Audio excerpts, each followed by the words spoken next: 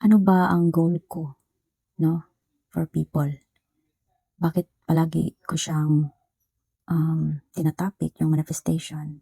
Oo naman guys, kahit ako nung umpisa when I have my personal development journey, yung palagi kong or how you call it, yung nababasa, palaging dumadaan sa feed ko, is about manifestation. Bakit manifestation, no? Bakit play role siya sa life natin? Kasi ang life talaga is easy pag alam mo how to manifest, no?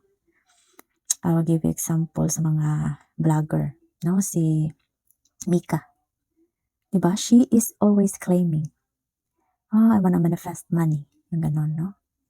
Pero meron lang akong konti because parang nagiging obsession. Ano yan, pag obsession kasi stressful siya, no? Hindi po ako magpapabayad ng basta dito lang kayo mag-question. Ayoko na mga PM, ayoko na mga direct na ano. I don't wanna waste my time kasi nakaka-stressful tsaka wasteful sa energy ko. Okay, so ang best way is magtanong kayo dito, isulat nyo at babasahin ko and then I will directly answer your question. O ganyan na ang platform ko ngayon. Gusto ko maka-help sa tao directly kung ano ba yung problema niya. Okay? Didiretsuhin ko kayo kung ano ba yung problema niyo. Kasi parang feel ko nakakatuwa for me na makaka-help ng tao. And if you talk about bending reality, yes, I can do it. Pero I don't do that intentionally. Okay? Proven na yan. Marami na akong ginawa na hindi naman siya manifestation. I'm choosing what I want to play with my life. Okay? But, basta yan lang ang sasabihin ko. I don't do that intentionally. Okay? Iba yung nag-replay for me. Okay? Doon na, yung nasa itaas na. Very easy ang life pag siya doon ang nag-replay. Very easy. Okay? Like, for example, bigyan ko ng example dito. Isang araw lang, I got 1.3 M views. Sabi ko, ikaw na bahala sa akin. Kinamugahan, 1.3 million. Ganon ang Diyos mag-play. Pag you trust and believe na mangyayari. Wala kang mga limiting belief na mga ganyan, yung worry ka, ano ba ang bukas, yung ganon. Yung mga worry mo, okay lang, isang araw mo lang, i-pray mo, ikaw na Lord, bahala. Tapos don't think about it. Ang palagi kasing iniisip natin, which ganun din naman ako. I-validate ko din kayo kasi ganun din ako. Okay? For 2 years, 2 taon, frustrate ako sa pera. Frustrate ako sa mga views. Frustrate ako sa mga tao. Yes. Lahat yan. Validation yan sa inyo, okay? Kaya gusto kong maka-help kasi ano na ito parang makaka-happy for me i-share kung ano yung nalalaman ko. Okay? Especially kung may sakit ka, no? Pero nasa sa inyo talaga. Ang ano ko sa inyo, guys, I can only guide, but it's up to you. It is you that can do it between you and your God. Okay? Kayo lang talaga. Pero igagabay ko kayo. Okay? Dito lang, ayoko ng PM. Sorry. Ayoko nang magbigay ng energy. Kasi may life din ako. Okay? May anak din ako. May asawa din ako. Okay? Kasi gusto ko ng simple na life na flowing. And I want it that way. Masaya ang buhay.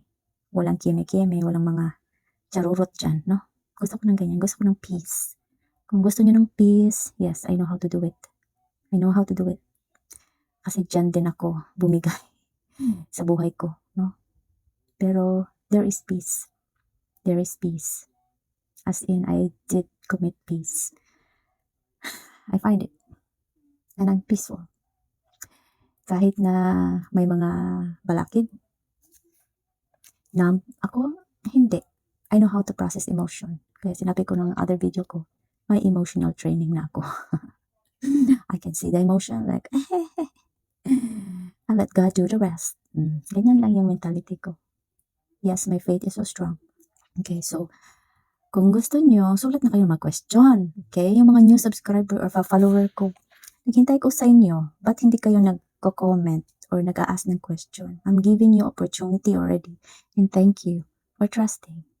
And thank you for, nudge yan from the universe. And it's good. You're doing your act. You follow me. And also those people who like, at saka yung people na hindi nagla-like, okay lang din. Okay, nudge pa din yan sa universe. Okay, yan, okay. So, ganyan lang ang buhay, okay? Huwag kayong palaging, nalulungkot. Paano magiging, how can you attract your desire, no? Law of attraction. Ayun, mga law of attraction, mayroong mabilis na paraan. Mga los na niya. Kung Bisaya pa ka, los na mga law. No, there is a fastest way. There is a fastest way. Maraming mga spiritual teacher na nagmamonetize nito. Pero, a few only know the truth of getting, reality bending. Kasi, hindi naman sa special, hindi, nasa sa tao. Yung full trust, which mahirap siya. Mahirap siya. Kahit ako noon, but nagawa ko naman. Siguro, I would say, para kang wala na kang choice, yung ganun, na you can do it. Okay, so, kung ikaw ngayon, problemado ka, di ba? Manifest. Hindi naman siya manifest na, yung parang, nagpi-plead ka kay God, hindi naman. Basta may gagawin ka lang talaga, na kailangan, mapatunayan mo sa sarili mo, na kakayanin mo, kahit ano pa. Kasi, ang masasabi ko, whatever you want, it will come.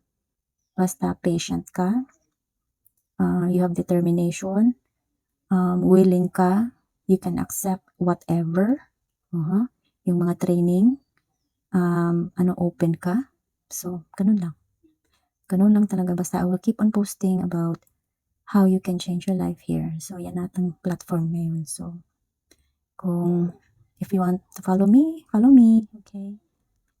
Mayroong dahilan bakit ka nagpa-follow sa akin. You've been called, okay? Not being called for something, but to change your life. Yan lang, okay? And living is really meaningful pag alam mo ito. Life is easy after.